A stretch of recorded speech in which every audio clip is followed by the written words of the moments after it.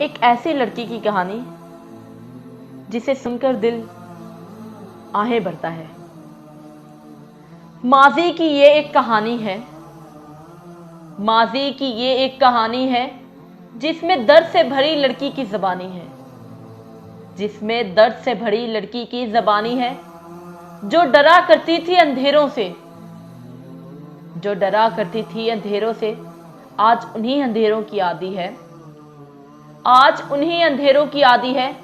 वो जिसकी बातें कभी खत्म न होती थी, वो जिसकी बातें कभी खत्म न होती थी, अब एक अरसे से खामोश है, अब एक अरसे से खामोश है। वो जो किसी के डांटने पे भी रो देती थी, वो जो किसी के डांटने पर भी रो देती थी, अब दुनिया वालों की मार भी हंस के सहती है, अब दुनिया वालों की मार भी हंस के सहती है।